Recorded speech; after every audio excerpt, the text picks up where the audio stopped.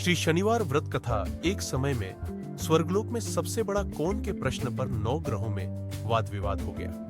निर्णय के लिए सभी देवता देवराज इंद्र के पास पहुंचे और बोले, हे देवराज, आपको निर्णय करना होगा कि हम में से सबसे बड़ा कौन है।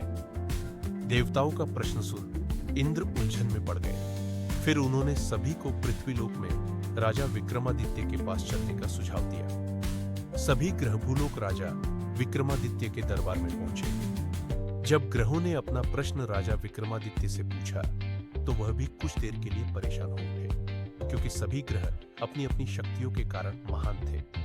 किसी को भी छोटा या बड़ा कह देने से उनके क्रोध के प्रकोप से भयंकर हानि पहुंच सकती थी। अचानक राजा विक्रमादित्य को एक उपाय सूझा और उन्होंने विभिन्न धातुओं जैसे सोना, चांदी, कांसा, तांबा, सीसा, रांगा, जस्ता, अभ्रक व लोहे के 9 आसन बनवाए। सबसे आगे सोना और सबसे पीछे लोहे का आसन रखा गया। उन्होंने सभी देवताओं को अपने अपने आसन पर बैठने को कहा। उन्होंने कहा, जो जिसका आसन हो ग्रहण करे। जिसका आसन पहले होगा वह सबसे बड़ा तथा जिसका बाद में होगा वह सबसे छोटा होगा। चूंकि लोहे का आसन सबसे पीछे था, इसलिए शनिदेव समझ गए कि राजा ने मुझे सबसे छोटा बना दिया है। इस निर्णय से शनिदेव रुष्ट होकर बोले, हे राजन, तुमने मुझे सबसे पीछे बैठाकर मेरा अपमान किया है। तुम मेरी शक्तियों से परिचित नहीं हो। सूर्य एक राशि पर 1 महीने, चंद्रमा 2 महीने 2 दिन, मंगल 1.5 महीने, बुध और शुक्र 1 महीने, बृहस्पति 13 महीने रहते हैं। लेकिन मैं किसी भी राशि पर 2.5 वर्ष से लेकर 7.5 वर्ष तक रहता हूं। बड़े बड़े देवताओं को मैंने अपने प्रकोप से पीड़ित किया है। अब तू भी मेरे प्रकोप से सावधान रहना। इस पर राजा विक्रमादित्य बोले, जो कुछ भाग्य में होगा देखा जाएगा। इसके बाद अन्य ग्रहों के देवता तो प्रसन्नता के साथ चले गए, परंतु शनिदेव बड़े क्रोध के साथ वहां से विदा हुए। कुछ समय बाद जब राजा विक्रमादित्य पर 7.5 की दशा आई तो शनिदेव ने घोड़े के व्यापारी का रूप धारण किया और बहुत से घोड़ों के साथ विक्रमादित्य की नगर पहुंचे। राजा विक्रमादित्य उन घोड़ों को देखकर एक अच्छे से घोड़े को अपनी सवारी के लिए चुनकर उस पर चढ़े। राजा जैसे ही उस घोड़े पर सवार हुए, वह बिजली की गति से दौड़ पड़ा। तेजी से दौड़ता हुआ घोड़ा राजा को दूर एक जंगल में ले गया और फिर वहां राजा को गिराकर गायब हो गया। राजा अपने नगर लौटने के लिए जंगल में भटकने लगा, पर उसे कोई रास्ता नहीं मिला। राजा को भूख प्यास लगाई। बहुत घूमने पर उन्हें एक चरवाहा मिला। राजा ने उससे पानी मांगा। पानी पीकर राजा ने उस चरवाहे को अपनी अंगूठी दे दी और उससे रास्ता पूछकर नगर में चल दिया। नगर पहुंचकर राजा एक सेठ की दुकान पर बैठ गए। राजा के कुछ देर दुकान पर बैठने से सेठ की बहुत बिक्री हुई। सेठ ने राजा को भाग्यवान समझा और उसे अपने घर भोजन पर ले गया। सेठ के घर में सोने का एक हार खूंटी पर लटका हुआ था। राजा को उस कमरे में छोड़कर सेठ कुछ देर के लिए बाहर चला गया। तभी एक आश्चर्यजनक घटना घटी।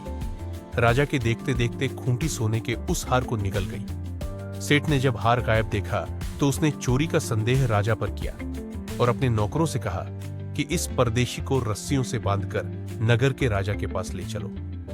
राजा ने विक्रमादित्य से हार के बारे में पूछा तो उन्होंने बताया कि खूंटी ने हार को निगल लिया। इस पर राजा क्रोधित हुए और उन्होंने चोरी करने के अपराध में विक्रमादित्य के हाथ पांव काटने का आदेश दे दिया। सैनिकों ने राजा विक्रमादित्य के हाथ पांव काटकर उन्हें सड़क पर छोड़ दिया। कुछ दिन बाद एक तेली उन्हें उठाकर अपने घर ले गया और उसे कोल्हू पर बैठा दिया। राजा आवाज देकर बैलों को हाँकता रहता। इस तरह तेली का बैल चलता रहा और राजा को भोजन मिलता रहा। शनि के प्रकोप की 7.5 पूरी होने पर वर्षा ऋतु प्रारंभ हुई। एक रात विक्रमादित्य मेघ मल्हार गा रहा था। तभी नगर की राजकुमारी मनभावनी रथ पर सवार उस घर के पास से गुजरी। उसने मल्हार सुना तो उसे अच्छा लगा और दासी को भेजकर गाने वाले को बुला लाने को कहा। दासी लौटकर राजकुमारी को अपंग राजा के बारे में। राजकुमारी उसके मेघ मल्हार से बहुत मोहित हुई और सब कुछ जानते हुए भी उसने अपंग राजा से विवाह करने का निश्चय किया। राजकुमारी ने अपने माता पिता से जब यह बात कही तो वह हैरान रह गए। उन्होंने उसे बहुत समझाया, पर राजकुमारी ने अपनी जिद नहीं छोड़ी प्राण त्याग देने का निश्चय कर लिया।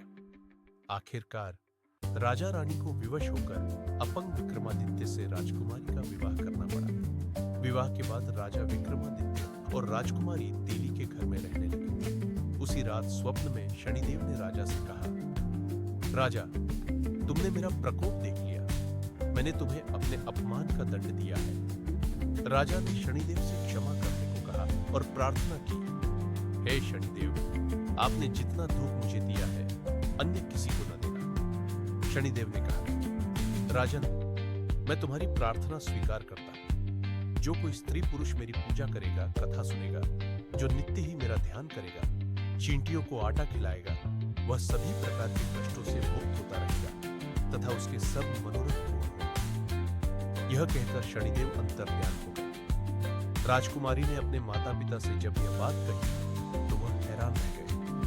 उन्होंने उसे बहुत समझाया, पर राजकुमारी ने अपनी जिद नहीं छोड़ी और प्राण त्याग देने का निश्चय कर लिया। आखिरकार राजा रानी को विवश होकर अपंग विक्रमादित्य से राजकुमारी का विवाह करना पड़ा। विवाह के बाद राजा विक्रमादित्य और राजकुमारी तेली के घर में रहने लगे। उसी रात स्वप्न में शनिदेव ने राजा से कहा, राजा, तुमने मेरा प्रकोप देख लिया, मैंने तुम्हें अपने अपमान का दंड दिया है।